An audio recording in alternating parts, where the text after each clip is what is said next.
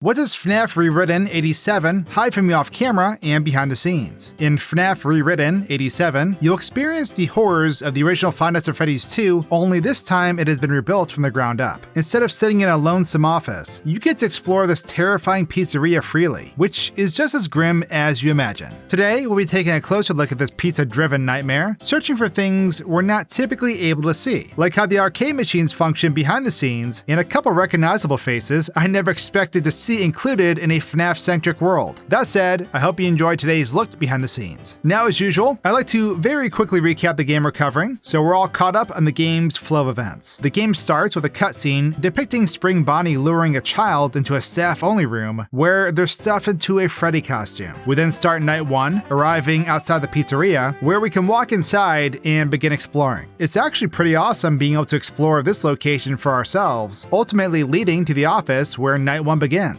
Just the same as FNAF 2, the nights follow a similar formula where a combination of animatronics will activate and approach your office throughout your shift. Freddy will attempt to knock the power out using breakers, and you'll flash him with your light to stop him. Other than this, it's a matter of watching cameras and using your Freddy mask to disguise yourself when they enter the room. We'll leave the recap there for now and jump back to the start. So we're going to start our coverage at the intro cutscene, and with the room lit up a bit more, we can see everything a lot more clearly. Shaggy, William Afton, stands in this huge checkered room talking to the player. Here we can get a much better look at this model too. I also managed to clip inside the model to see the body as well, though it's just a gray textureless model. He also apparently fell victim to an acupuncturist gone rogue, which can't feel too good. After he disappears, we can find another copy of Spring Bonnie at the end of this hallway, standing behind the door. He's politely waiting for us to approach so we can open the door, despite the context being not so friendly. When we get close enough, he hilariously rotates with the door and then slides off to the side until we walk close enough. A sequence starts where another Freddy suit appears, and the head rises above it and affixes to the top. This area isn't the only place present either, since there's another section of this restaurant loaded in where the animatronics will perform to some classical music.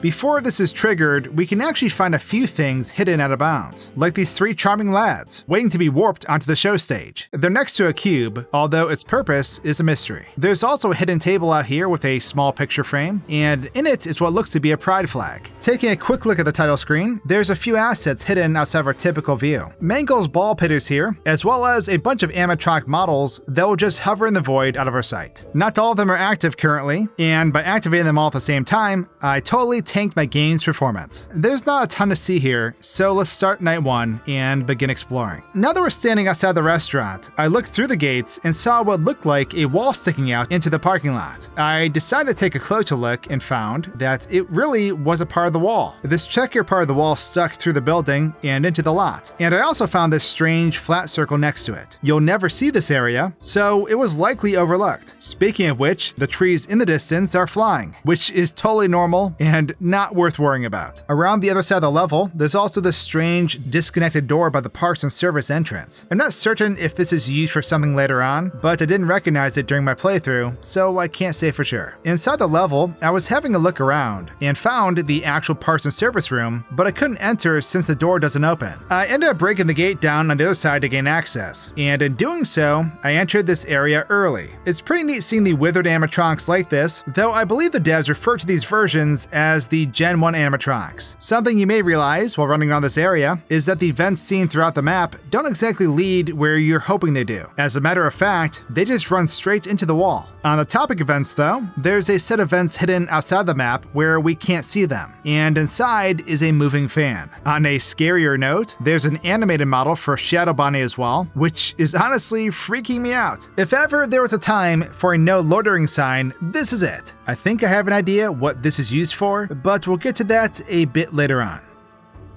Let's run to the office and start night one now. As soon as we interact with the desk, we'll enter night one, and in doing so, we're actually entering a completely separate level. If we were to zoom out, you'd clearly see that each segment of the level is broken apart into a bunch of different pieces, something you'd never realize when viewing things through the cameras. Flying through the level allows us to see things closer than before, including the Freddy mask the player wears to avoid a certain doom. This simply slides down to cover the player's camera, and in the meantime, it will will float relative to the direction you're facing. Most of the assets inside the level itself are the same as the free roam portion, but it's interesting to see how the restaurant was broken apart. I believe the developers copied over a lot of these level pieces, which would explain these floating objects inside the level. It saves a lot of time when building the environment, but could result in spooky floating boxes. The animatronics are present at this point as well, and although not all of them will be moving, they're still present with their AI temporarily disabled. As for the active characters, we can now watch from inside the map as they move about. Gen 2 Bonnie here will walk through the hallway, but because the level segments aren't directly connected, he instead teleports to his next position.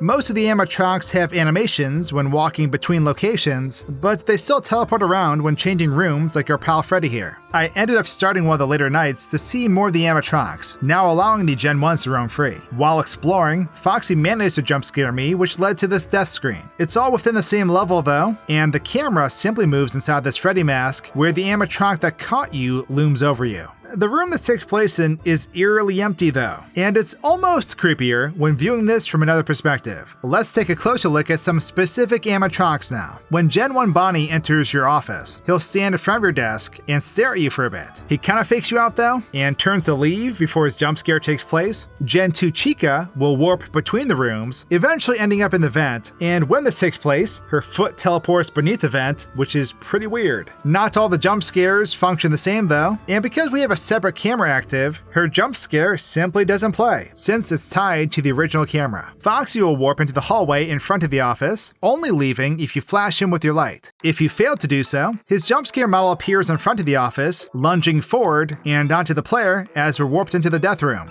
Gen 1 Chica sort of takes the long way, appearing in several rooms before eventually getting to the office. She appears next to the doorway and turns to face you, entering the room in hopes of catching you off guard. In her jump scare, she lunges forward, biting at you with those giant, terrifying jaws. Gen 1 Freddy follows a similar approach to Chica, except he has no concept of personal space. Once again, if the mask is not used to ward him off, he'll lunge forward and scream in your face.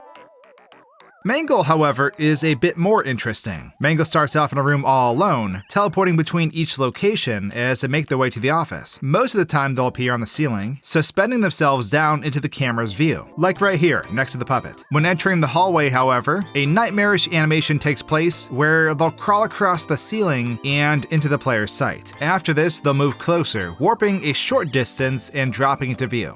Finally, they'll enter the office, situating themselves up above, where they can then lower and we can see them lunging forward and chomping at you if you don't use the mask in time. As for the puppet, we can move the camera to their little gift box and take a look inside, and she's clearly eager to pop out. Weirdly, there's a second copy of the box down below the map as well, but I don't know exactly what it's used for since it never moved during gameplay. Unfortunately, the puppet's jump scare is tied to the player's primary camera again, so we can't watch it from another angle currently in engine as I'd hoped. We can, however, view it in slow motion. After completing each night, a cutscene will take place where you're viewing the room from inside Freddy's suit. From another angle, we can see that Freddy's head is the same as the mask in the office, so he doesn't exactly look right. As for the map itself, there are multiple rooms that will be used later on for these post-night sequences. On night 2, the puppet will be staring you down from outside the Freddy mask, but the way this looks from another angle is hilarious. She's just staring at you point blank, and as we turn our head, the entire model moves with it. It looks ridiculous from this perspective, and it feels like she's just trying to be obnoxious like this. Also, Freddy's body disappeared during this cutscene? Glorious! There's not much more to these sequences, but I just had to make sure you all got to witness this. Putting a pin in our animatronic pals, there are a couple of things hidden in the office itself that you likely didn't know about. First, there's an object called Breaking Bad hidden underneath the office. After enabling it, we can see that it's quite literally Breaking Bad. I have no idea why, but this is an actual Breaking Bad poster that was just hidden in the game's files. What even? On the topic of things hidden in the office, there's also an endo that we can bring back from the Great Beyond. This guy just stands here staring at the player, and it doesn't look super impressed with you either. Beyond this, there's a couple of objects hidden in the hallway as well, but they aren't much friendlier. First is a giant Fredbear head that spawns in front of the door, and the other is a golden Freddy head that's closer to the office. These are used a bit later on in the game's final night, but we can force spawn it, as you can see here, for a closer look. Shadow Bonnie also makes an appearance here, but I think this one is only here to crash the party and creep you out like a total jerk. On the desk, we can find several objects called charity frames, and these appear next to the fan on our right. As far as I know, these frames contain images referencing users who donated during a previous fundraising event, and so each of them has a unique name and photo, which you can see me cycling through here. I'm not sure what the specific codes are, but we can still view all 13 of them like this, which is pretty cool. So throughout your playthrough, you'll gain access to these arcade minigames. These are inspired by the original arcade minigames in FNAF 2, but these versions are pulled off in a really interesting way. The game doesn't take place in an arcade machine after all, but instead a separate location way up in the sky. The minigame floats in this space in front of a massive dark wall, and I believe the version we see during gameplay is a projection placed inside of an actual arcade machine. It's neat watching this game function from another angle though. There's something interesting hidden here too. I was able to manually load in 5 missing child posters. Each of them have their own portrait and a date they were last seen. At the bottom right, there's also a smaller version loaded in too, and it's cool seeing all of these at the same time. I loaded in one of the later minigames too, which resulted in something pretty neat. In this game, you can see the faces of the animatronics hidden in the background, only illuminated by your character. From here, you can see that these are actual 3D models placed behind the game canvas, and this is a lot more visible when illuminating the area further. Seeing them in the background is one thing, but viewing all these disembodied heads is almost worse, but no less glorious. A similar method is used for the Chica minigame as well. This one is a lot bigger than the rest though, stretching way up into the sky compared to the previous games. You'd never know these games are structured like this outside the game's play area while doing a regular playthrough, which makes viewing them like this that much cooler. So after all the regular nights are complete, so long as you completed each challenge in the previous nights, you'll unlock the Epilogue. Starting this night, you're instructed to obtain a Freddy plush from Mangle's ball pit, but it's easier said than done. After chasing them around for a bit, the plush ends up in the center where Mangle drops down and bites you. After a cutscene on a fishing boat, you'll head back inside and play an arcade game, allowing you to work one more night. It's a super aggressive night with added difficulty of Shadow Bonnie appearing to mess up your camera. After completing the night, Mangle attacks you from above, forcing you to make an escape through the restaurant. While dodging animatronics the whole way, you'll reach the exit with a puppet pursuing you, vanishing as lights and sirens approach.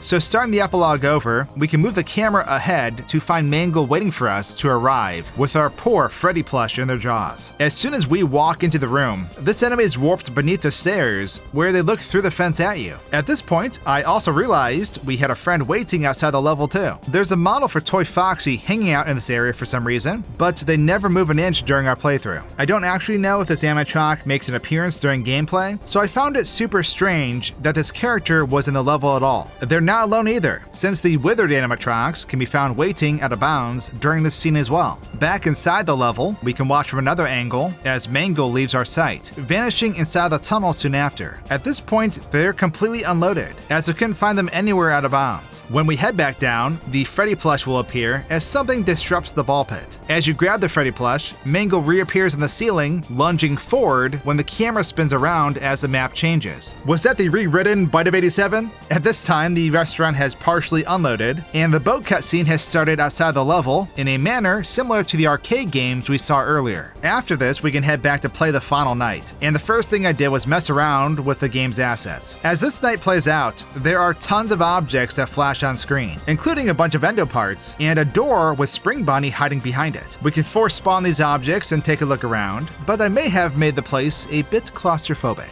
We also can't see the Spring Bonnie model very well during a regular playthrough, but we can take a closer look now since he won't despawn. He's leaning against the door with his legs weirdly stretched out, and it's really weird moving the camera around normally with all these assets active at the same time. These balloons will also appear on this night to cover your cameras, and this is what the level looks like with all of them active. Once again, super claustrophobic. On another note, I'm pretty sure this is the night where the Shadow Bonnie model I mentioned earlier is used. This character appears inside your cameras, scaring you if you look at them for too long. This is the only place I can imagine this asset was used, but I can't say for certain since every instance of this character shares a name in the game's files. In general, it's interesting to view this ending sequence with the area brightened up, and it's a lot less scary when viewed like this. The giant heads in the hallway are still terrifying though. While further investigating the game's files, I found a set of objects that were evidently used for promotional posters. Most of them are just camera angles within the restaurant. But this one here spawns in Gen 2 Chica and Bonnie. They're hanging out in the middle of the main hall, and this small scene was used to create promotional imagery used to advertise the game. More specifically, I'm pretty sure the scene was used for the overhaul patch, where a bunch of the game's assets were polished and updated after the game's initial release. With the night completed, we'll make a mad dash for safety with multiple animatronics in tow. From behind this door on our right, we can watch as Gen 1 Bonnie spawns in and opens the door, beginning his pursuit of the player with Freddy. Foxy is next to join the chase, and after this sign drops down to block the door, we can find him indefinitely running in the hallway. He can't follow the player anymore, so his AI has no idea what to do. Several more animatronics will try to block our way, but we'll eventually reach the exit on the other side of the restaurant. I took a little extra time to play with this sequence as well, and it turns out we can actually outrun Foxy if we play with the character's running speed. I wasn't sure what the limitations of his AI were, but he can chase me pretty much anywhere I go. The only safe place I could find were these party tables, but I'd had to leave their comforting embrace eventually. When I did, the chase continued like it never even stopped, which makes this portion of the game feel a lot more perilous. After we head through the door, the puppet will appear behind it and break through. This model has actually been active for the entirety of our playthrough, hidden above the rest of the level where we can't see them. There's actually 2 copies of this character out here, but I can't say for sure what the other one was used for since they remained static for the entirety of my playthrough. Anyway, once they're out in the open, the incoming lights and sirens will catch their attention, forcing them to run off, where they instantly unload and the game's credits roll. Speaking of which, the credits take place out of bounds, similar to the cutscenes and arcade games, and a massive puppet occupies the center to look spooky. And with that, that's everything I found behind the scenes in FNAF Rewritten 87. I hope you enjoyed today's game-breaking adventure, and I'll see all of you very soon. Cheers!